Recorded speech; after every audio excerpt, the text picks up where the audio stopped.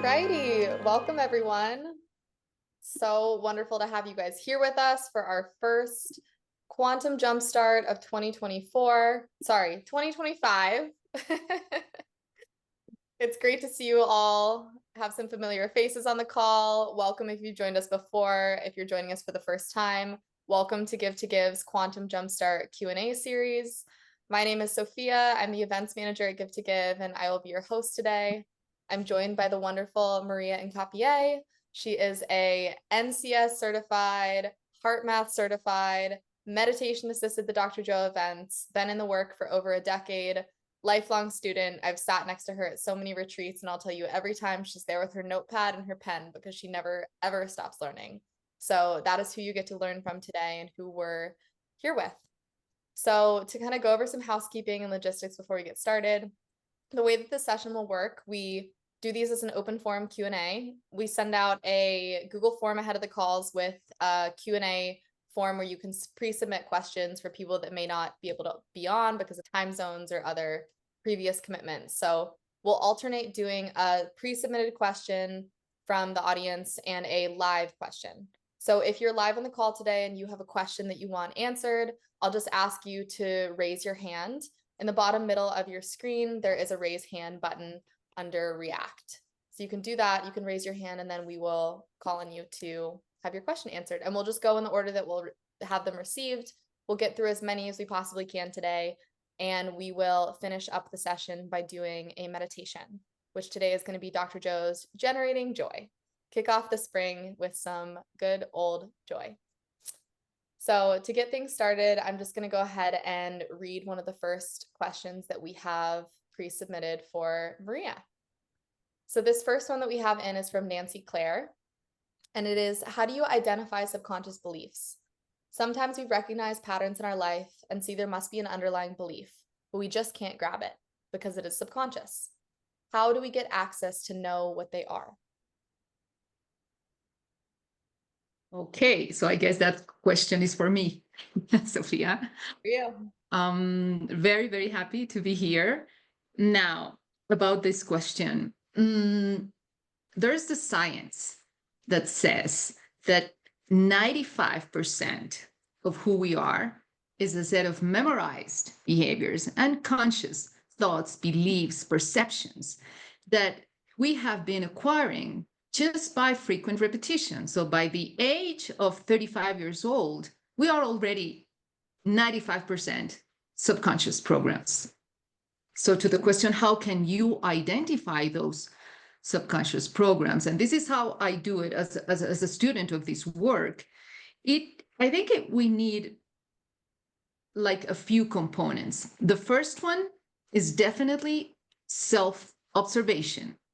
It is actually becoming familiar with ourselves. So when you sit and contemplate, and this contemplation process is the building process neurologically. And this is this moment where you sit with yourself and you say, okay, this is where I'm at. Why am I reacting in the same way over and over? Why I am feeling in this way that doesn't feel good at all, but why I always end up feeling in the same way and then reacting in the same way.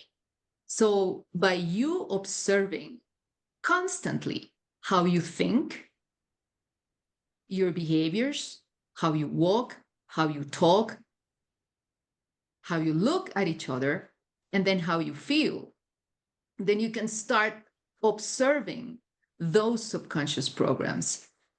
Now, the hard thing for me, Sophia, is if you ask me, is sitting there in the discomfort of observing those programs and just lingering a little bit in there to be able to deconstruct that entire experience into what are my thoughts, what are my beliefs, what are my perceptions, and then how am I feeling? We need to grasp this too, because when we talk about subconscious programs, a part of that are the thoughts that are stitched in our brain. And the other part of that are the emotions, and the emotions live as chemicals in the body.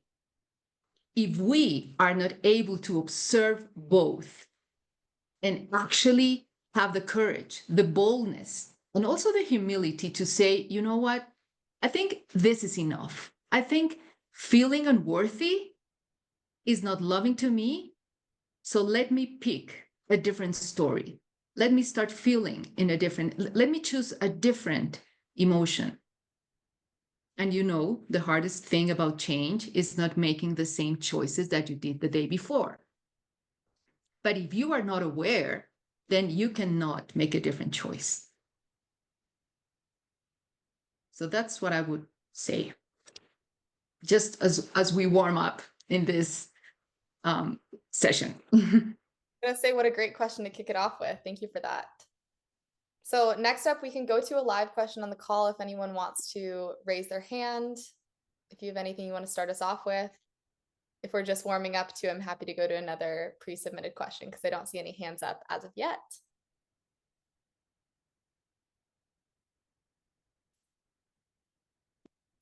Yes, Denise, would you like to come up?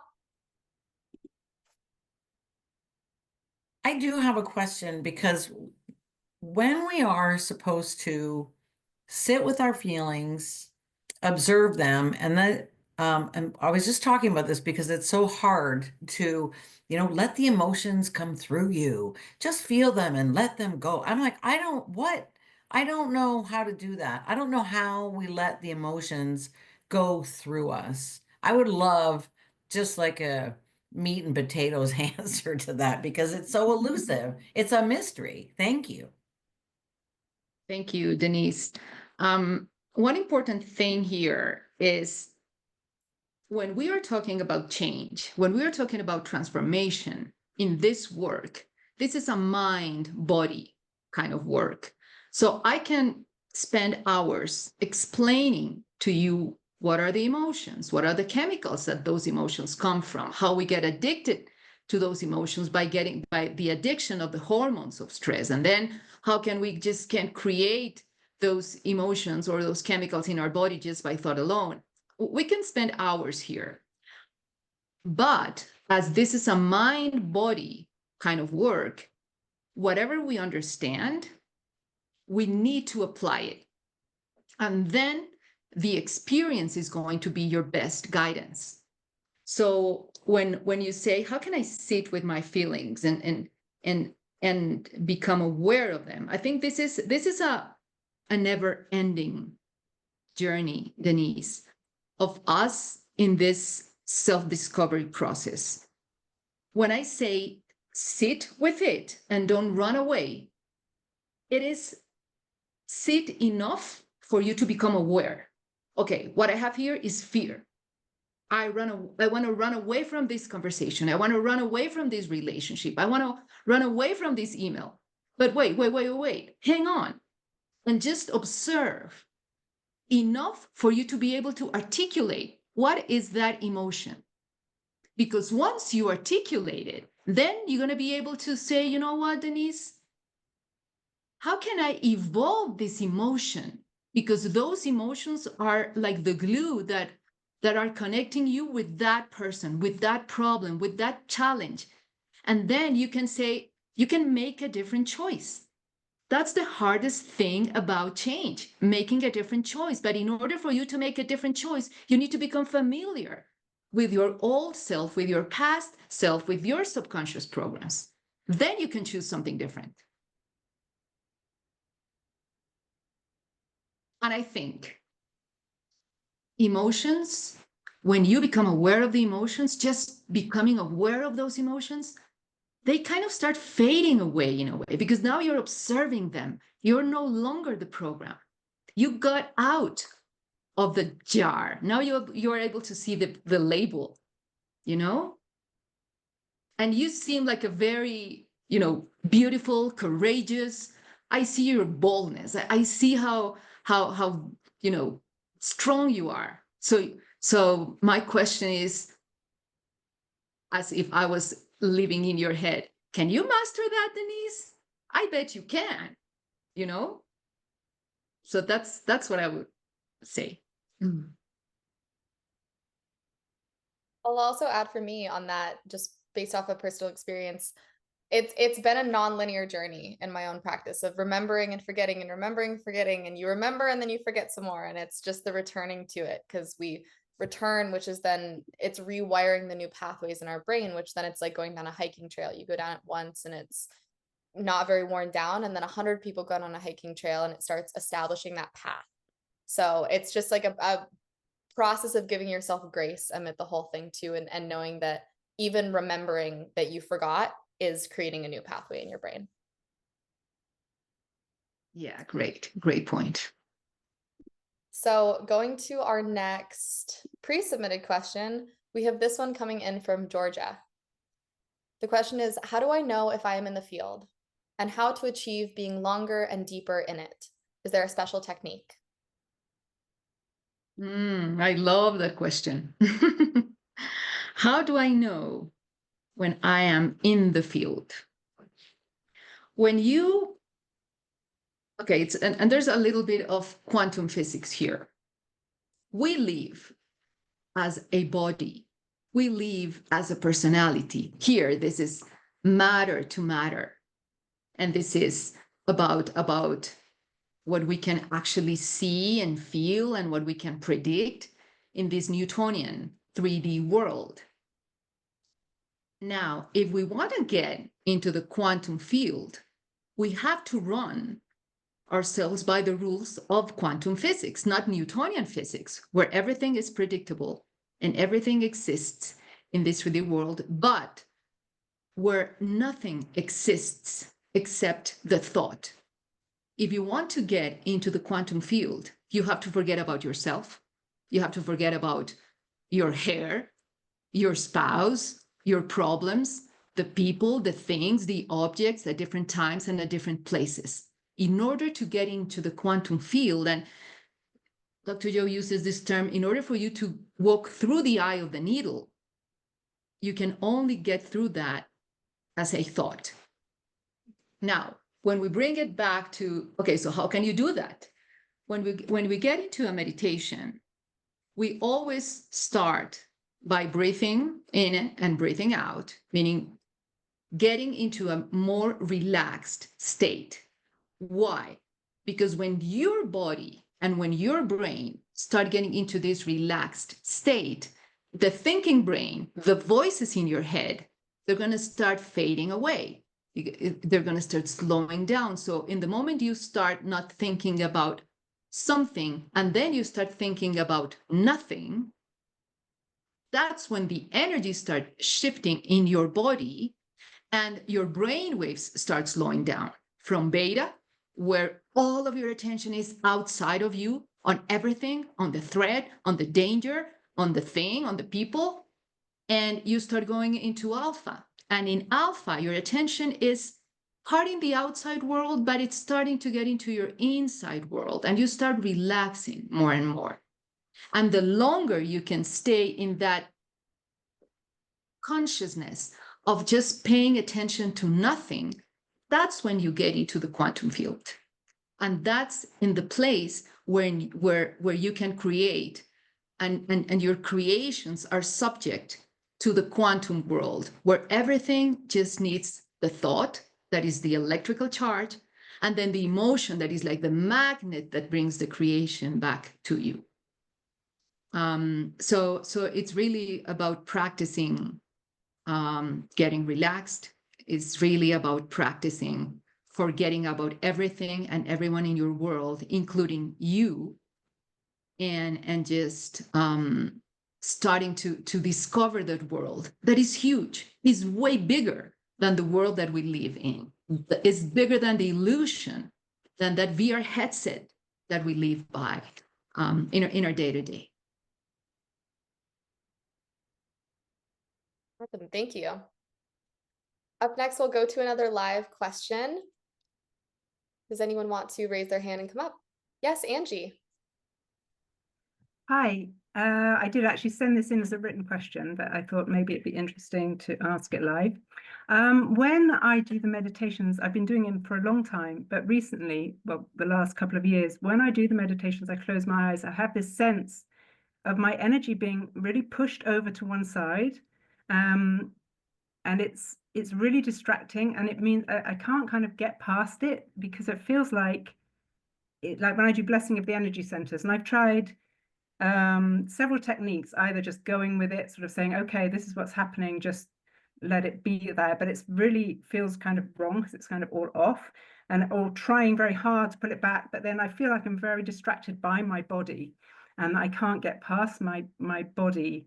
And I'm wondering actually if I'm making it worse, because each time I do it and I can't get past it, am I putting my attention there and therefore getting more energy to that? And am I making it worse? That's kind of my question. Am I making this worse? And is there any way that you could suggest that another way of maybe getting this back? And does anybody else have this? I mean, it's so distracting. I find it very hard to get past it. Okay, Angie, I hear you. And I think it's a pretty good question. Let me say it how I heard it. It is, you get into your meditation and you start feeling the energy going in the direction that you are not sure it's the right direction, and then you want to control it and you want to make it look good and go in the right direction. I'm not sure that it is just always there. It feels like it's always just off. Like if I was to focus on my sixth center, for example, it doesn't feel like it's in the middle of my head. It feels like it's here. Where? Just here, I'm always off to the side. Okay. Everything's off to this side. So okay. Yeah. Well, when we get into this work, we start experiencing energy. And energy moves in the way it wants. It's very chaotic. You are disturbing. In fact, when you start doing that meditation, the blessing of radiator centers, you start pulling the energy that is stored in your first three energy centers, that are the energies that are connected to survival. So you start pulling that energy up. Where? To your brain. And when that happens, you are disturbing the status quo in your body. And it's your body, but it's also like your energetic body. What I would suggest is first observing what are the emotions that show up when that happens. You said disturbing, you said whatever emotions come up. I think that is a really good place where you could put your attention and see, okay, because in that self-discovery process, you may decide, okay, why am I feeling, let's say, frustrated because of how my energy moves? Is it maybe that I'm where else in my life I am practicing feeling frustrated? Maybe I feel frustrated with my neighbor. Maybe I feel frustrated about, I don't know, who knows? But if frustration is something that is showing up in your life, including your meditation, maybe it's a really, really good insight that your meditation is giving you.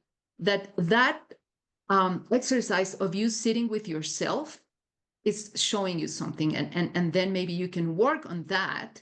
And when you talk about the energy, maybe as you start reacting in a different way, as you start responding differently to your personal experience of how the energy is moving in your body, maybe something in that energy is going to start shifting. Maybe it's going to start flowing more freely. Maybe it's going to get all to the heart, and the only way out is going to be up.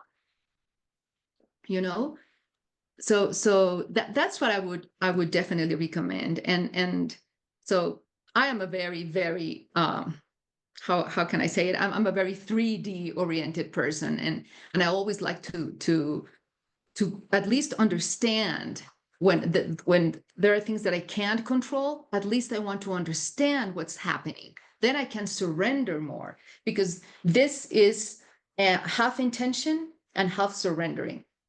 And it's not actually, in our meditations, it's really not about creating the experience that we want, or creating the healing, or creating the wealth.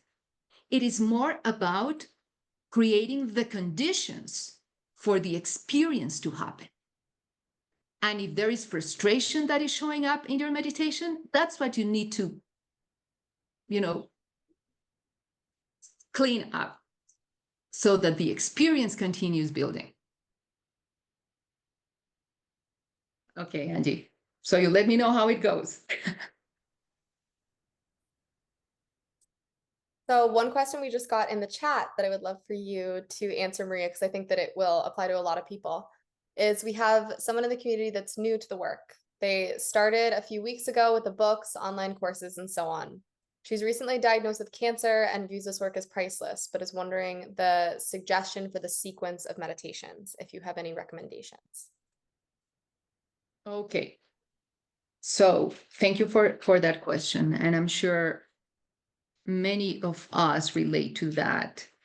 How can we start doing this work in the best possible way?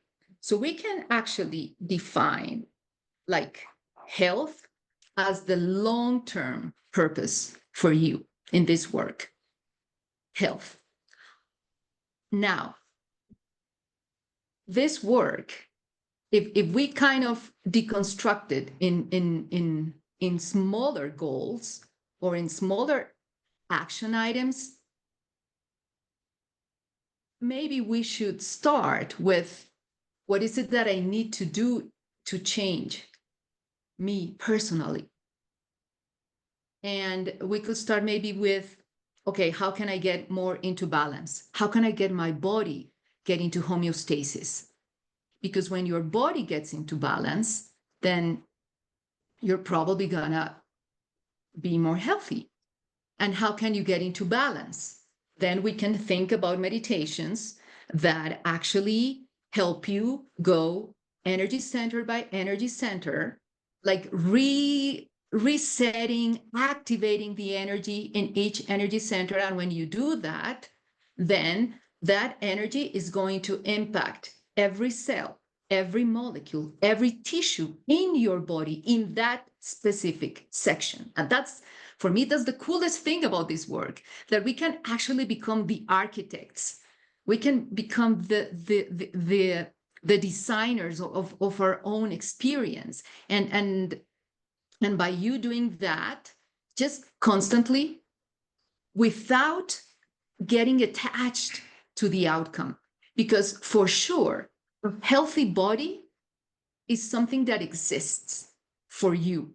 You just need to work on what is coming up to you in the present moment and forget about everything else. And it's like a full-time job. And you got to earn the worthiness of becoming healthy. But it's something that you have to own. It's like, I was thinking about this morning. Actually, I was thinking about my first job. I remember it was just being an English teacher for an Australian young guy.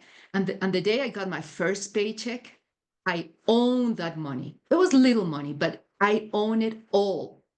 So if you see that paycheck as your practice, you own it. Nobody owns it but you. And then you're going to show up every day just to work on getting your body into homeostasis. That's your full-time job. And when I got that paycheck, I remember I went to the store nearby and I bought my first pair of cowboy boots. And you have no idea how much pride I have about those boots.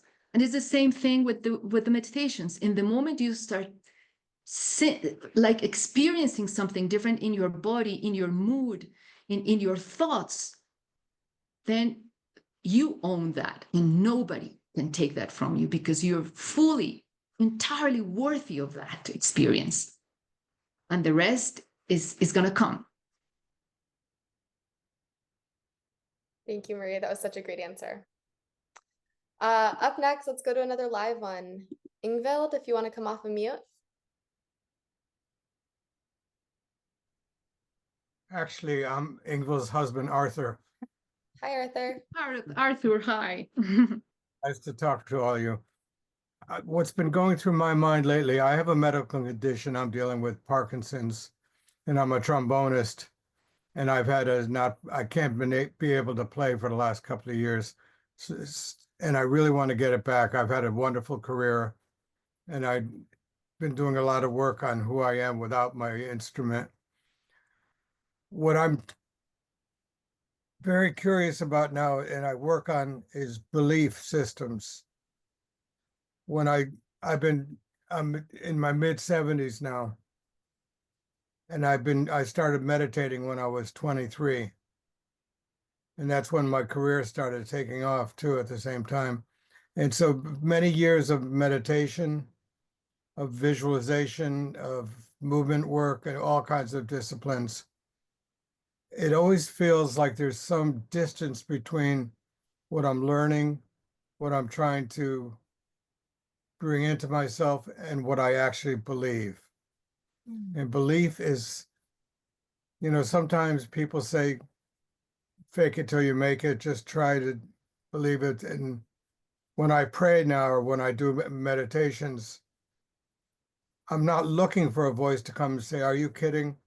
If you go to one of Dr. Joe's workshops, they probably won't pick you. But it's not that loud anymore. It used to be loud inside of me, things like that, and it's softer.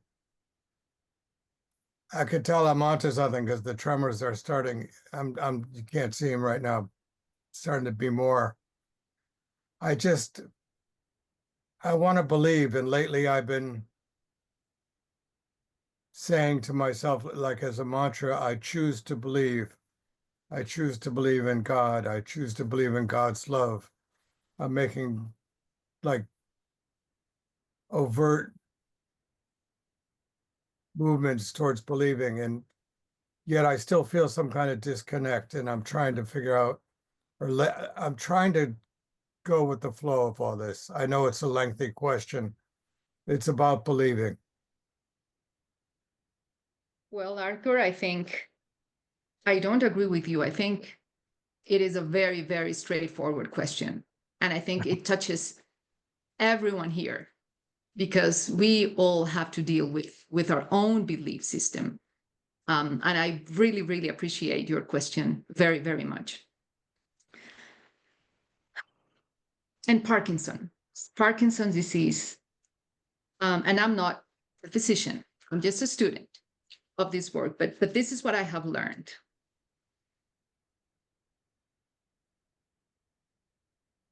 And I think you have already a very, very important awareness about where you are. You're telling me, hey, I need to close that gap between where I am and where I want to be. And I know that what is in between those 2 points of consciousness, point A and point B, is the disbelief. That's what I need to work on. Now, you seem like a very, very handsome and smart man. So with that, you might tell me, how is your best way to learn and to receive information and to be suggestible for information, and at what time of the day? Because whatever you do, you have to become aware that you have to choose the right time for it. If your analytical brain is awake, nothing is going to come, because we can only hear in the same frequency that we are feeling. So if you're fully awake, I will tell you, you are the best of the best, and you will tell me, yeah, Maria, but that's not true. But maybe in the early morning or in the evening, where your brain waves start slowing down, and you start getting from beta to alpha and to theta, that's when the door to your subconscious mind opens. And that's when we can get in and rewrite those programs.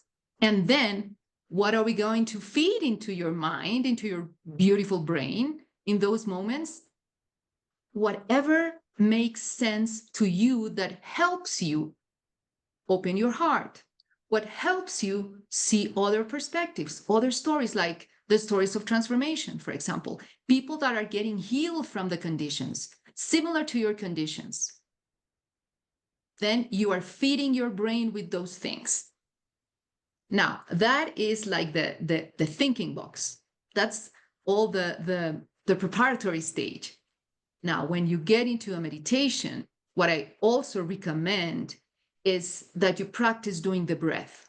Because when you do the breath that Dr. Joe teaches, you are kind of flushing your entire internal system. And that is a very, very good thing for Parkinson's disease. When you actually activate that cerebral spinal fluid and you start moving the energy all the way to the brain, it is like a very, very, very good and very natural way to activate your brain in a different way. And we have seen in this work many cases of many successful cases, many successful stories when conditions like yours kind of ease and fade away. But it is something that you have to experience yourself, that you have to practice. And if there is still this sense of disbelief, I see that you're also very strong, Arthur, and I'm pretty sure that you can beat that disbelief with belief. And to not to go too far, but I was asking myself the other day, what's wrong with me? And then I got the next question was, what if there's nothing wrong with me? What if everything, I'm just in the right place at the right moment? So always challenge your own inner chat, always challenge those stories, and maybe just flip the coin and get the opposite and just get into the meditation so that you bring more energy to your body and to your brain. And Can I ask you a minor point? Like there are times that I will and thank you for all that. That's given me a lot to think of. A visualization of having an unlimited and beautiful supply of dopamine back up into my brain. And there's sometimes when I do it where it feels like it's just words. And other times when I do it, it feels like this is working. And I'm wondering if it's the different times of day you're talking about, or where I'm at to open up, to let this dopamine production happen and me have a healthier brain and have this medical condition change and be healed. well, Arthur, I think that is a great idea. I think you are giving an instruction to your brain. And by giving that instruction, you're signaling new genes in new ways. There's 98.5% genes in our bodies that are sitting there doing nothing. By you activating those, something is happening. And you know that the way you feel is just part of your programs. So don't pay much attention to how you feel. Just go. Just continue doing what you're doing. Damn the torpedoes, full speed ahead. That's it, Arthur.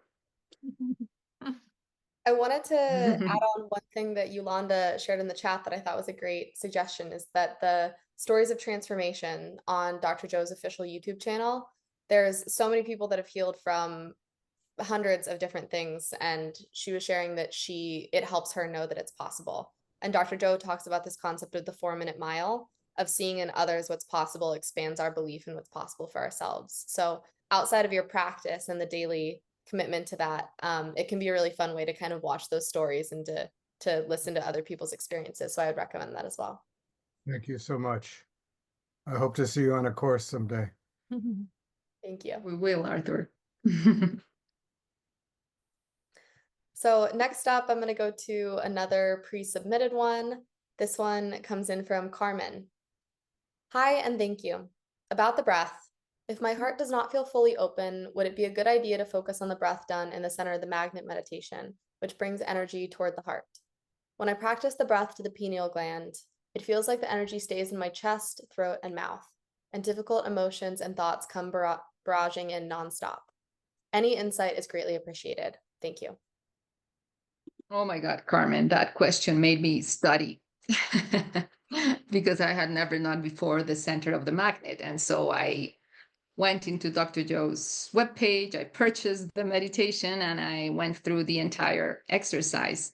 So this is what I would say. What is the center of the magnet, first of all? The center of the magnet is this place where there's no polarity. The center of the magnet is the center of wholeness, is the center of oneness. And it's also known as the heart. Now, how can you actually activate that heart of yours? First of all, it's like if you are, I don't know why I'm a bit with funny examples this time, but let's go with it. What would you like to eat? Let's say you want an Americano or you want a latte. If you want an Americano, it's just the coffee, dark coffee, boring to me. But if you want a latte, you need to feel that Americano with milk. I would prefer almond milk. But you cannot feel it with, you cannot turn an Americano into a latte with just one drop of milk. You need to feel it with milk. So bringing that analogy to the heart, if you want to activate your heart, if you want to feel your heart, you have to put attention on the heart, but not only on Mondays. You have to go through the entire week putting your attention on the heart, because then you start filling that empty cup with your attention. You start filling that empty cup with energy, and then it's going to activate. The other part of that is, it is very counterintuitive, but you have to be very, very relaxed. The body needs to be in this place that feels so rested, so safe, so present, that it can actually move you from this altered state of high beta, when you're thinking about the problems, when you're thinking about the challenges in your life, and when you by default turn into this state of threat. And instead of that, you go into a very coherent, low alpha, and even high theta state. And when that happens, then the door is going to open, and then you're going to have your sympathetic and your parasympathetic nervous system switched on. And that's when you go to gamma. And gamma is this high level of energy in your brain. And when that happens, all of a sudden, the chemistry in your body and in your heart is going to start changing. And when that happens, you're going to start, like, your body is kind of asleep, but your brain is awake. And you are, in a way, releasing and producing different chemicals. And how can you know that is happening? Because you're going to start having different thoughts. And then you're going to start switching, like it's going to happen to Arthur, from the disbelief that something good can happen to the certainty that this is coming for you. It's just, again, observing over and over again how your chemistry in your body, how your neurocircuitry is working. And it's just by observing the thoughts, the emotions, how do you respond, and see every opportunity as the chance to master yourself and to see, oh my God, this is so cool that I'm feeling awful here. Let me see how can I master this, and go back into the heart, and go back into your clear intention, into your purpose. So that's what I would say.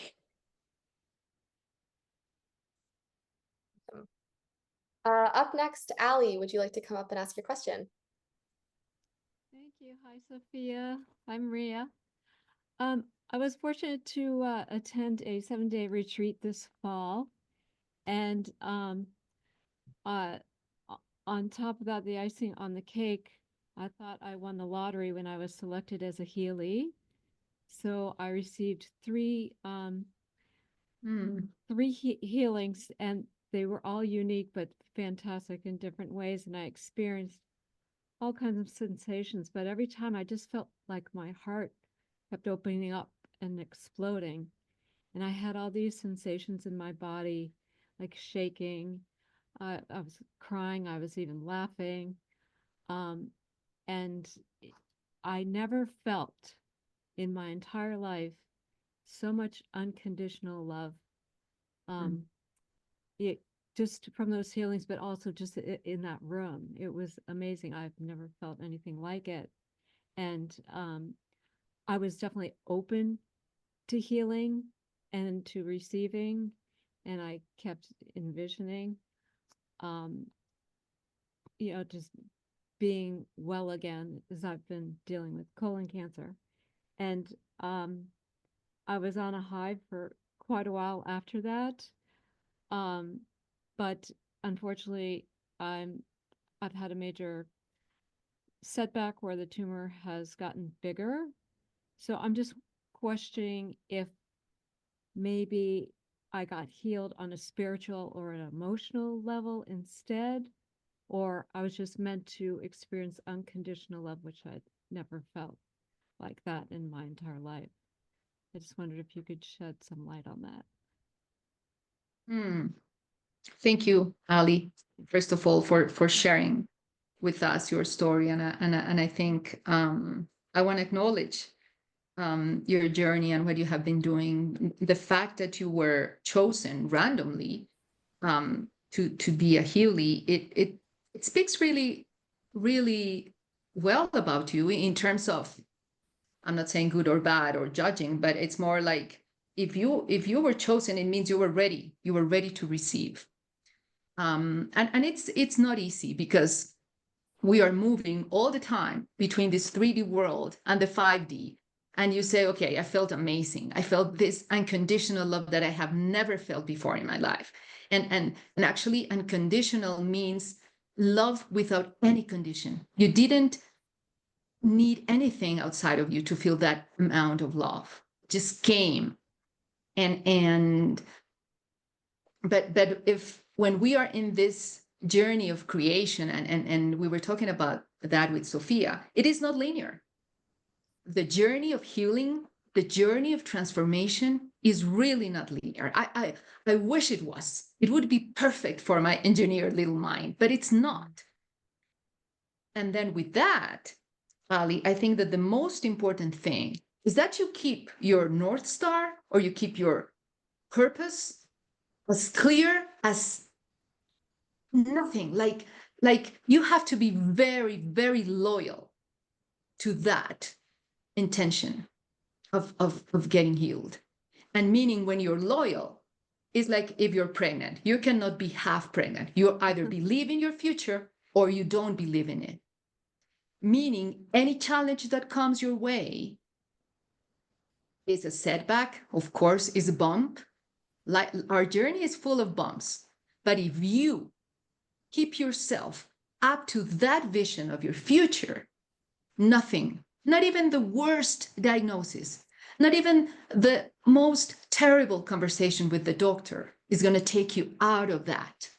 And if you watch, as Sophia was sharing, stories of transformation, that is one key component of the healing journey of people in this work. They don't care about their bodies. They don't care about the pain. They overcome every single challenge that comes their way. And it is in that constant overcoming over and over that all of a sudden, one day, and I'm saying this because I feel it, Ali, you overcome until you become someone else. And that is real. And you have to just keep connected to that vision and master whatever comes your way. And you're going to feel so good in the process, because you can experience again that sense of unconditional love. You need nothing to feel the love that you felt there. And you already know how it feels. And every cell in your body already knows that, because you got a taste of that not long ago. So you have that memory in your body and in your own existence. I refer to looking back at that, being in that room often. And I've also taken another approach where this year, being very conscious of saying, thank you, body. I love my body. and just finding different ways to love it, know that it's appreciated, loving the tumor, sending it love, because the opposite, it doesn't like harmony. So the more love and harmony I send, I assume the tumor will want to leave. 100% with you, Ollie. And listen, there's no way the energy of cancer is stronger than the energy of love. There's no way. Thank you very much. I appreciate all your insights and help. Just stay persistent and motivated. Oh, I have to keep resetting, and I do, because there's been a lot of challenges, but I keep doing it. I keep coming back. Well, thank you very much. Thank you, Ali. And one more thing I'll just add to that too is that Dr. Joe says a lot that it's simple, but it isn't easy. So it can be really simple to want to believe in our future more than we believe in our past and to want to change. And the reality of that, when you're coming up against challenges or when your 3D reality might not be in the place that you feel in a 5D place, it's like a massive initiation to go through that and to have the perseverance. And it speaks so much to the strength of a person to be able to do that. But again and again in those stories of transformation, you hear people that say, oh, things felt like they were getting worse. I hit this roadblock. I didn't know how I was going to get past it. And like Maria's saying, it's like they kept returning to the journey. They kept putting the work in. They kept showing up for themselves. And bit by bit, you overcome it. You overcome your body, you overcome your environment, and you ultimately overcome your circumstances. So not saying that it's easy by any means, but it is that simple, and just stay the course. So next up, let's go to Yolanda. Would you like to come off of mute? Thank you. Good afternoon, everyone. My question is, how exactly do we activate the heart center? I've done it before, but now I'm unable. I don't even think I was thinking about it, but now I'm not able to do it again. And I know that is actually the secret sauce of being able to get to that place where your intentions can go to that quantum field. I'm unable to do it. So what exactly is the process? What do I need to do to activate my heart center? Thank you, Yolanda, for that question. It's pretty simple. It goes by the principle of where you put your attention is where you put your energy. It is actually your attention, Yolanda. It is your focus. That's where your power resides. Wherever you put your attention, all of your power is getting there.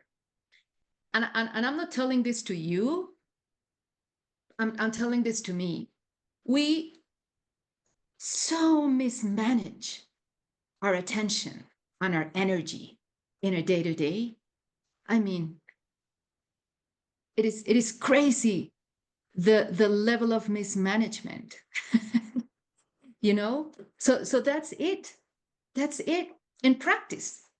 You're gonna go to the grocery store, walk there, but putting your attention where? In your heart. And just there and on the space around it. Because when you go from this narrow focus on the thing, in this case on the heart, and then you go to this open focus and you start sensing the space around your chest, one day it's going to start building and building, and you're going to have a big love attack, Yolanda.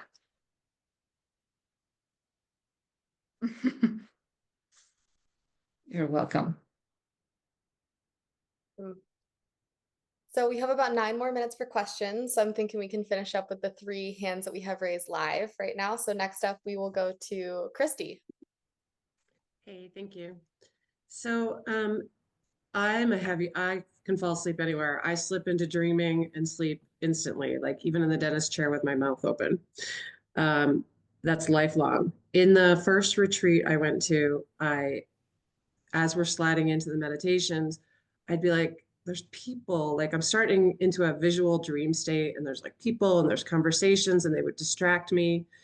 And by the second week long I was really pleased with myself. Like, oh, I'm able to tell those people, like, I can listen to you, but not now. I'm going into meditation. And I moved them away. So I thought I was getting progress there. But then I was listening to Dr. Joe again, and he was saying that you go from beta to alpha, which is a visual state, and that's where you see visual things before you go into the, is it theta? And that now I'm like, oh, should I be appreciating or honoring the alpha state as opposed to finding it a distraction? And let me know if that makes sense. Thank you, Christy. I've seen you. I was seeing you in the screen, so patient, raising your hand, and I knew there was a big question coming. So let me clarify one thing first. When you're saying that you're seeing people, you're seeing people with your eyes closed? Or you're hearing people that are talking while you're meditating that distract you? I can't unmute. Oh, there we go. Okay, I unmuted. Yeah, no, it's like a dream state. Like I can see people and they're talking, and it's not people I know, and they're quite defined. Like I've thought about it a lot. I'm like, well, that guy had a beard. I don't know him. They're not vague. Okay. Good. So you're in that kind of lucid state where you see images. And you know, when you're meditating, you're connecting and you're kind of bringing, you're getting access to different frequencies. And all those frequencies, they carry information. And your brain, the way your brain kind of translate that energy into imagery, it does it so that you can kind of see something that makes sense to you. You know, but let me ask you another thing, Christy. So what is your intention on doing Well, I'm this trying to go work? into meditation and not fall asleep. So because I'm such a quick sleeper, I'm trying to not let the dreaming just make me miss the whole thing. I'm trying to stay intentional. Okay. And then what is your like your bigger intention beyond staying awake? What is your intention on doing this work, like getting into this meditation work and learning the neuroscience of change and all of this? I mean, mostly like I'm aware that there's there's so much more out there besides what my senses can take in. And so to tap into the quantum and to work in the quantum and experience it, know it, work with it. Okay. And when you see these images, what is like the emotion that you actually observe coming as a response to what you're seeing? I just feel like I'm getting carried away listening to other people and their conversations, and it's taking me away. And so that's why I thought in the second week, I'm like, oh, I'm so much better at being like, I see you. I can talk to you later. And I cleared my mind. It's like just distracting thoughts. So I thought I was building this muscle of like, don't take me away. And just that when I heard about the alpha state, I was like, I still think that I will get distracted and lose the meditation intention if I follow them. They're just talking nonsense. I mean, nothing's really important, I don't think. Okay. Well, this is what I would suggest. And again, as a student of this work, if it was me, I would be fascinated and I would be curious about what's going on. Because you're piercing the veil, and it seems you're doing it pretty well because you're aware, and then you're piercing the veil and you're getting into that subconscious world, which is the big world. And if instead of feeling frustrated and in a way, I may be wrong, but trying to control because you have this expectation of something beyond that, maybe it is actually in letting go of any expectation and just staying there, curious, and being super aware of opening your heart and continue going deeper and deeper without reacting, but just lingering in there and maybe bringing an intention for the next meditation of, okay, I want to see what's at the other side. Take me to the other side. And you're talking to you. There's nobody else in there. So whatever comes, it's still coming from you. So you can trust whatever is coming from you in a way. You're tapping into a greater frequency. You are raising your energy, and whatever is there probably has some really good information for you to learn, for you to overcome, for you to acknowledge from your own, beautiful existence. But I think you are actually getting into a very good place. I'm gonna try the curiosity, and Okay. when it happens, be like, oh, cool, what are you guys talking about? And I'll just see. Exactly. I've got time to do other Exactly. meditations. Yeah, Right. I have Good. time to do other ones. So, all right, thank you. Thank you, Christy. Next up, Laura, would you like to come up? Yes, yes, thank you so much for the opportunity. Hi Maria, how are you? Hey, Laura. It's always lovely to see your beautiful face. So I have a question on the pineal gland. First of all, I just want to acknowledge the fact that this work was the only thing that helped me recover from severe vaccine injury. 4 years ago, I was within 8 hours from taking the vaccine, I was rendered almost completely disabled in my entire body. I couldn't walk. Like it was horrible. And Dr. Joe's work was the only thing that worked for me. So um one of the things that one of the tools I've been using a lot in my recovery is the pineal gland breath work. And however, recently in the last year or so, I started feeling different from it, in the sense that I started feeling, I mean, the experience itself is very intense for me as far as I'm concerned. And sometimes it would even knock me out for just for a couple of seconds. I assume that's normal. I've seen it on people doing it on stage. And the experiences beyond that are just absolutely fascinating. I have no words to describe them. But I'm curious to hear your take, Maria. I really want to hear it from you on what's happening to us more at a physiological level when we do it, especially since, as far as I'm concerned, lately, as energy goes through and the air and all of that, I'm also starting to hear like a very loud ringing in my ears. And sometimes I'm starting to get those like super mystical experiences, even when I'm not doing the breath. So, which scares me a little bit, because when I do the breath, I know the experience is about to come. So I'm kind of like in control of things. But nowadays, I'm noticing that sometimes when I go to sleep, shortly before actually falling asleep, I'm starting to whoo, just, I don't know, stuff starts to happen, like really intense experiences, and they're all beautiful. But it's a little scary at the same time because I can't seem to control it. And at a more, again, physiological level, I'm noticing that it happens even more so if I eat less throughout the day. Like sometimes I like to do intermittent fasting, like only have 2 meals a day. And that's when it happens even more. Again, even without actually meditating or actually doing the breath, I'm just getting hit with these experiences shortly after I fall asleep. So, SOS. Thank you. Okay, it's a great, great question. I agree with you. Sarah, I see a lot of reactions in the chat. Okay, so first, the very cute, how you call it, the pineal gland breath. This is the breath.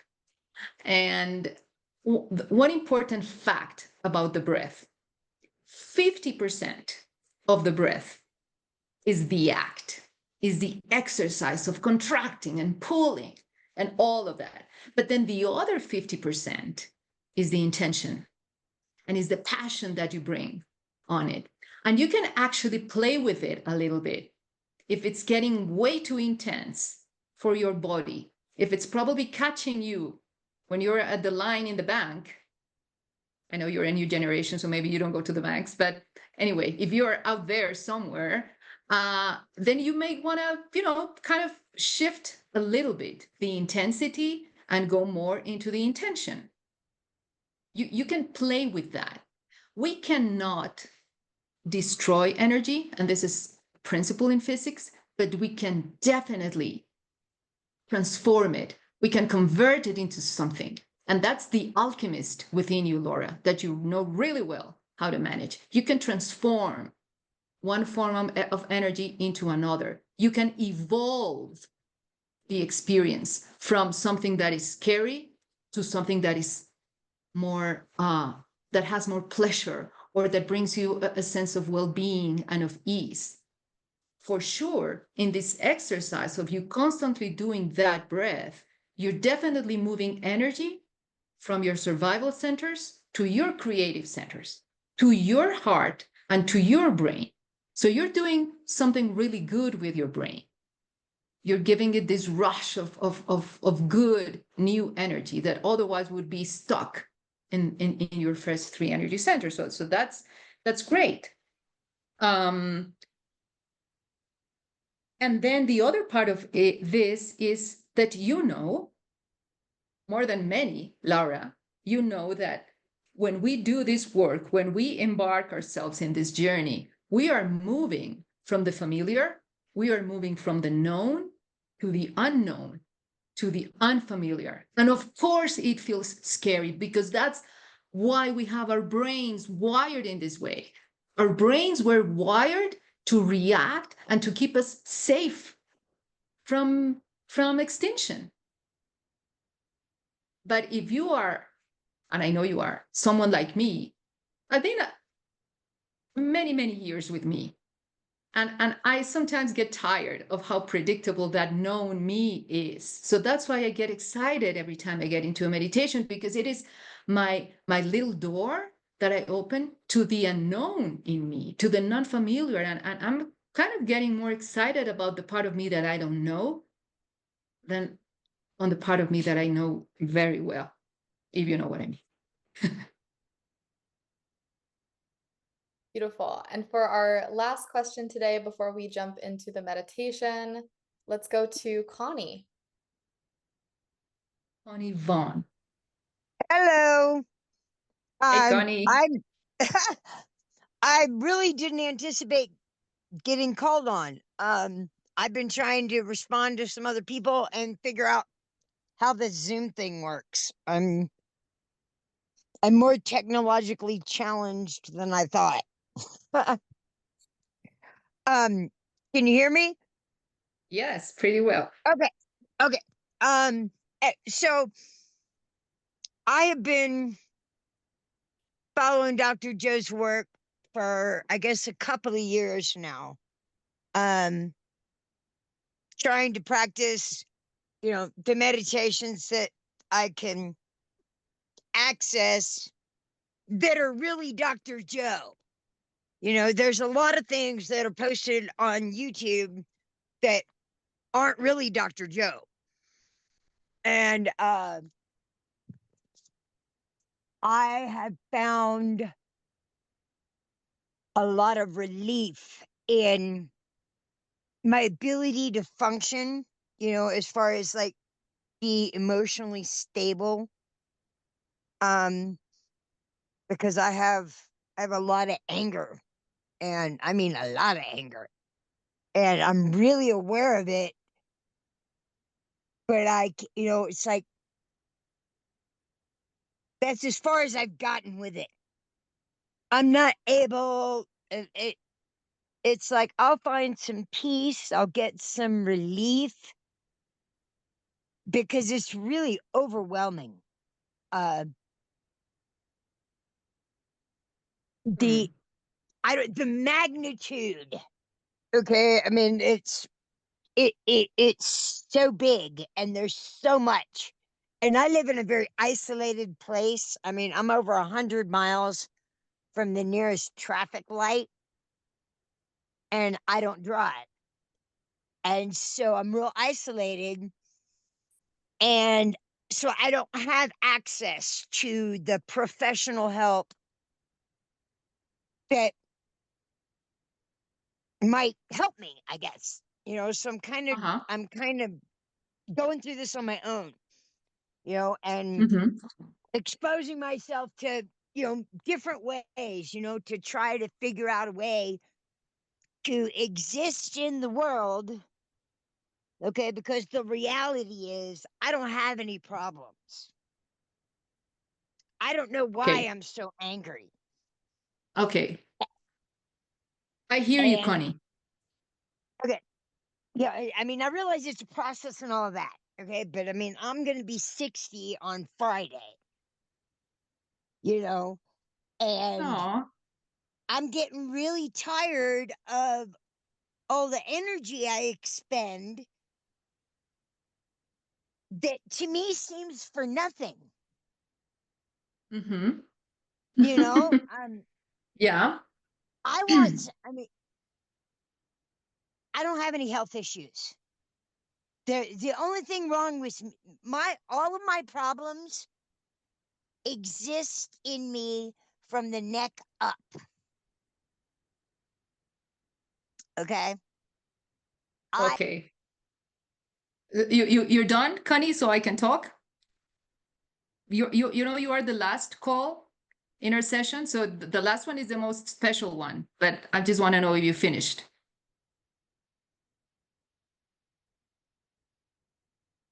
Connie, are you there? Hello. Hello, are you there? There I am. Yeah, I'm done. Okay, good. Question. Can you see us? Can you see all of us in the screen? I can see, the ones that have faces. I've got, the list. Okay, so pay attention to what I'm going to do right now. Okay. Stay there. Everyone here, raise your hand if you have ever felt so much anger, as Connie is saying. Raise your hand. Connie, can you count the hands in front of your screen?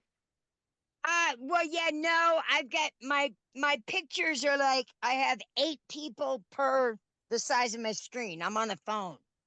Okay, and are you seeing the hands raised? Uh-huh. Okay, good. That to say that anger is just another emotion that you experience, not for being you, but just for being human. If you're human, you're subject to emotions, and anger is a big one. And we all feel anger. Now, the point is for how long you want to continue feeling anger. And before you answer that, and maybe that's something that you can answer to yourself, but I kind of feel that you're kind of done with anger. But the point is, I want to give you a few words for you to soften your relationship with anger. We all come from different worlds, from different families, from different parents, from different, let's say, ancestors. And we are subject to so many experiences in our lives. And then from those experiences, always the end product of an experience is an emotion. And so when we feel anger, since very early in our lives, we probably kind of practice anger a lot. And as with any other elite athlete in the world, we become very good at what we practice. If you practice feeling anger, then you're going to become very good at feeling anger. But it's just that. Now, from what you said, you have so many words of wisdom in how you see yourself. You are a very, very good observer of you. And what I want to challenge you to do, and maybe we can continue this conversation offline, is how can you actually do something out there in that place where you are, where you can actually disrupt that chemistry in your body, maybe going out for a walk. And I see that you're far from everyone, so the rest of the world is safe. And then you just go out there and open your focus to the entire space out there in front of you. And just doing that. And when you do that, you're going to start disrupting your biology in a very subtle way, but in a very organic way too.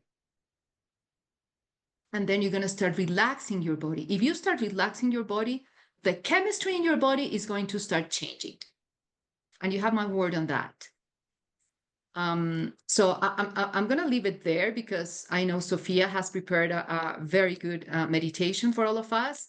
But for sure, Connie, stay in touch and we can continue this conversation offline, because we're going to make you practice other emotions, or we're going to invite you to practice other emotions. And there you're going to see anger, and you're going to see, oh my God, I love my anger, but because it led me to this amazing new state of being. And I wouldn't be here if it wasn't for that old state of being. So back to you, Sophia. Thank you, Maria. And thank you everyone on the call for all of your insights and your feedback and your wonderful questions. I mean, we all grow together, and so often somebody sends in a question and multiple people on the call are looking for feedback on the same thing. So we appreciate your vulnerability and showing up to share, because it really supports us all. So now we're going to move into the meditation portion of today's session. If you want to sit back, get comfortable, grab your blindfolds, we'll give you about 30 seconds and then we'll kind of jump into things. Okay, wonderful. We're going to go ahead and get things started. We'll turn our cameras off and be back on after the meditation. And for those asking in the chat, the meditation is going to be 15 minutes. And this session will be posted to our YouTube channel after, with a meditation that's available publicly. So not this one, but Go-Lov 20. All right, everyone. Thank you so much and enjoy the meditation.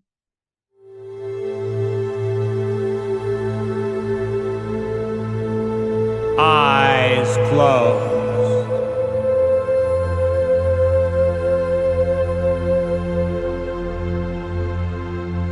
Take a breath.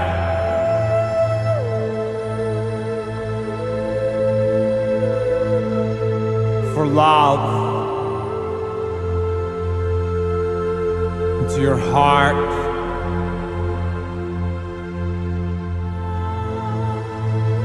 and exhale.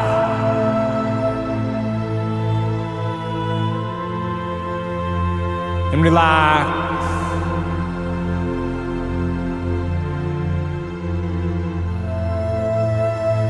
Into your heart.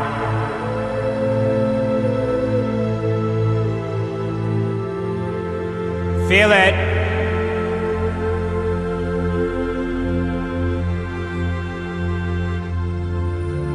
Notice it.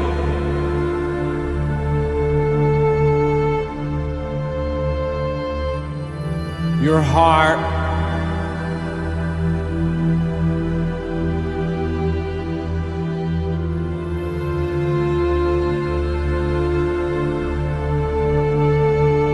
And breathe a little love into your heart. And exhale.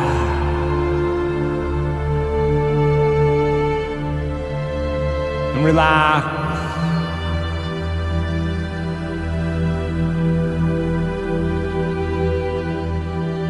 Into your heart.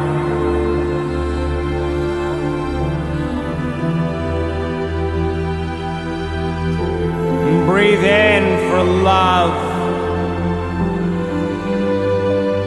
into your heart,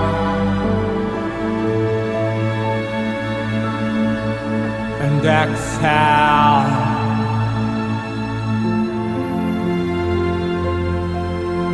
And relax.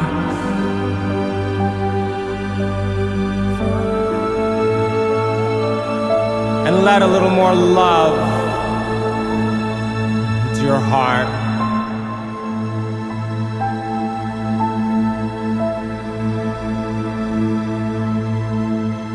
And breathe for love into your heart. And exhale. And relax.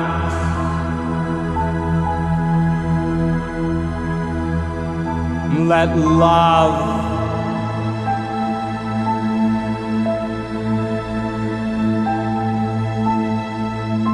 into your heart.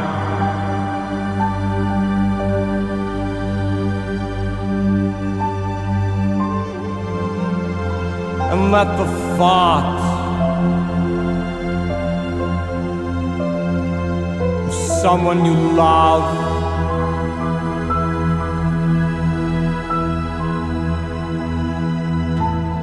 bring up the feeling of love.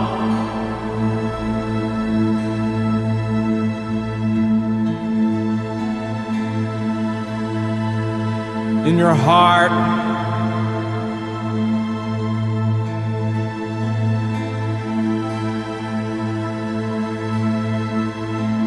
Feel it.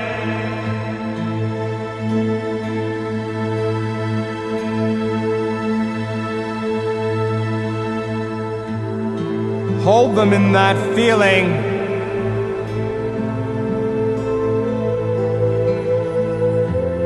In your heart.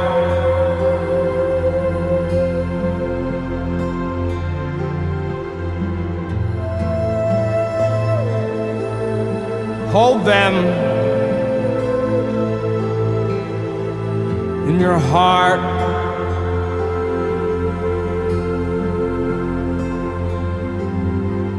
Feel it.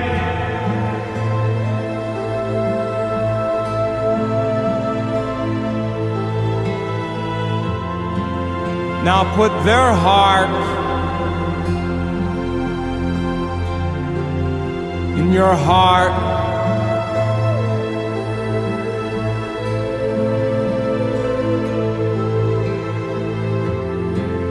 And feel your love for them.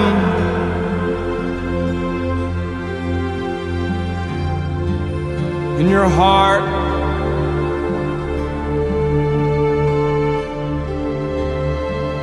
That's your love.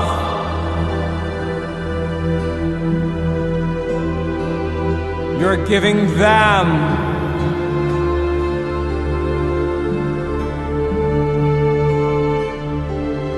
In their heart.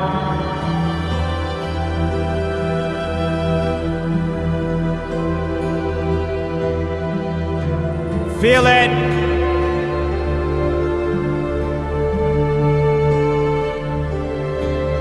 That's energy.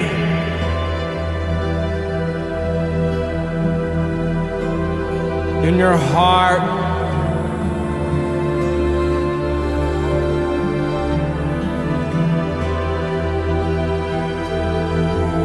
That's energy.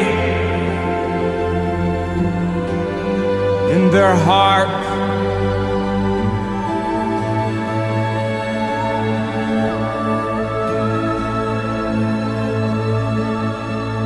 That's your energy.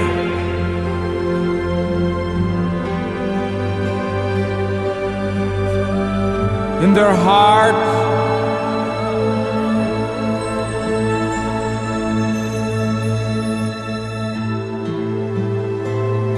That's love.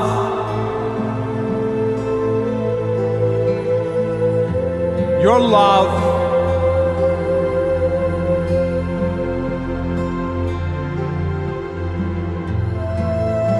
In their heart.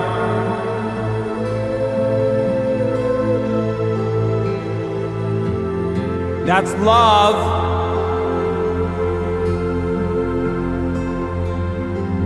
In your heart.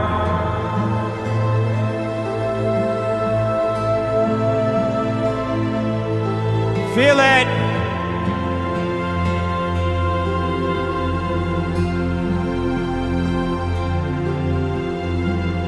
Experience it.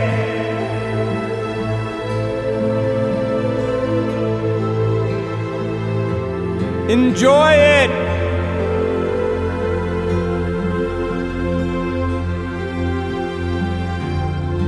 That's the love you want them to feel.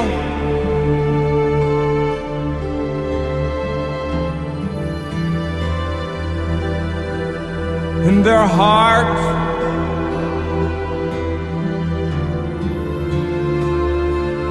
Feel it.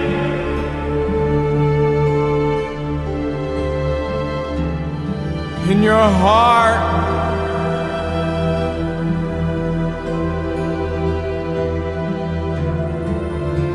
Feel your connection to them.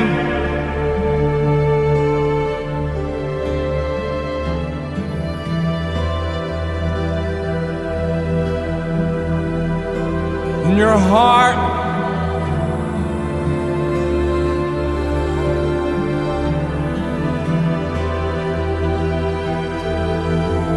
One heart.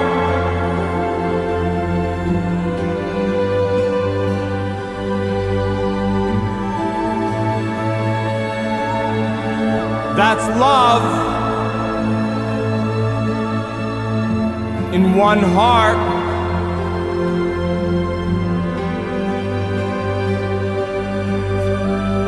Feel it.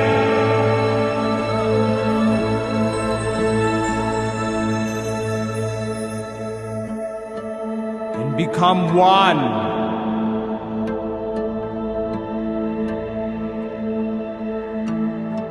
In your heart.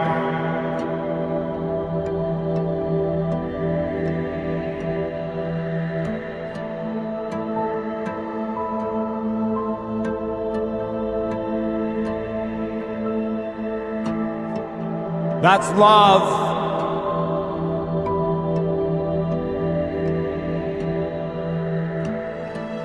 Your love.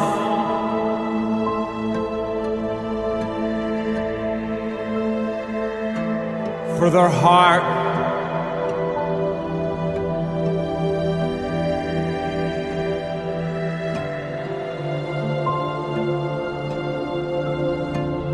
That's your love.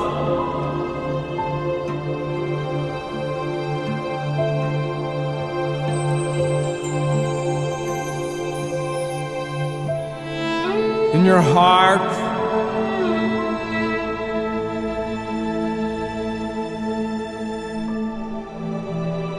Feel it.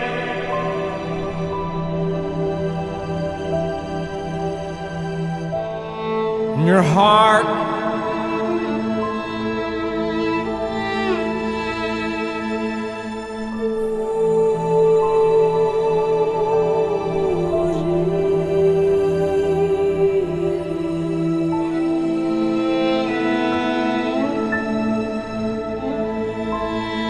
That's energy.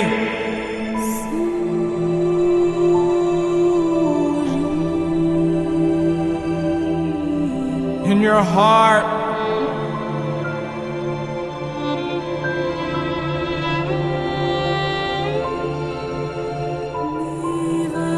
That's a little more oneness.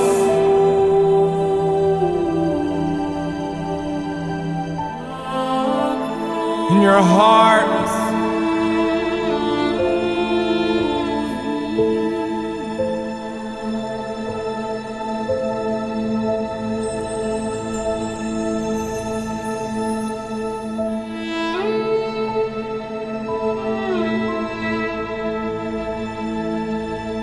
That's your connection.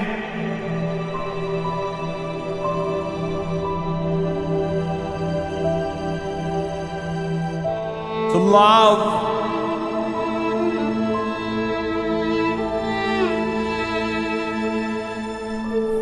In your heart.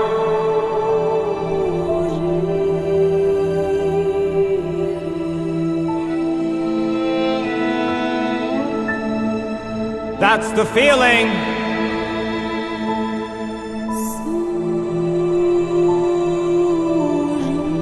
You want people you love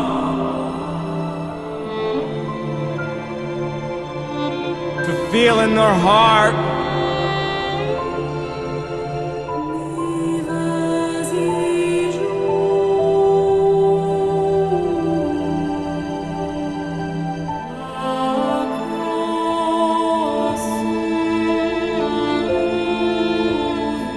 And remember,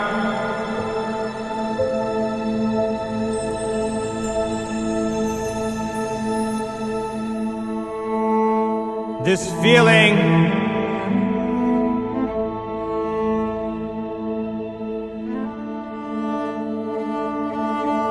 know it. by heart.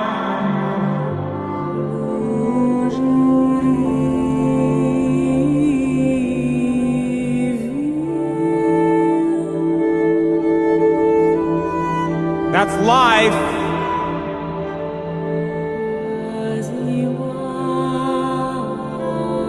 In your heart.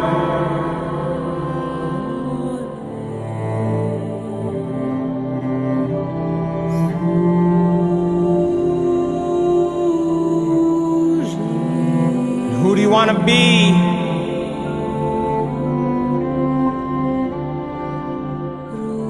When you open your eyes, in your heart,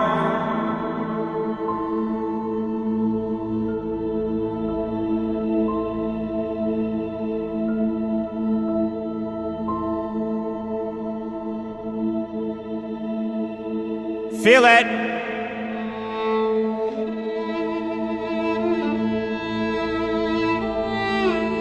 Your heart. And when you're ready, you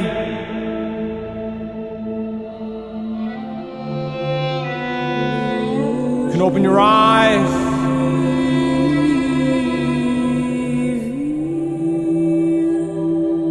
And come back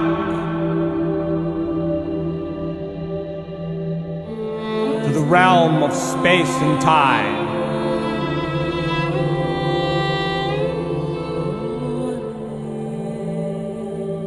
Remember,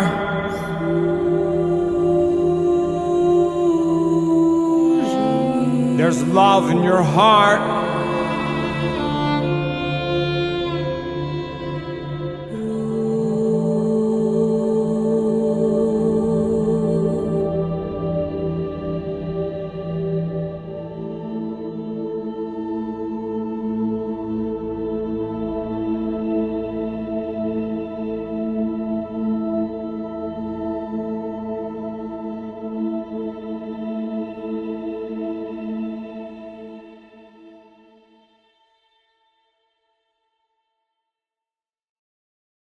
Welcome back, everyone.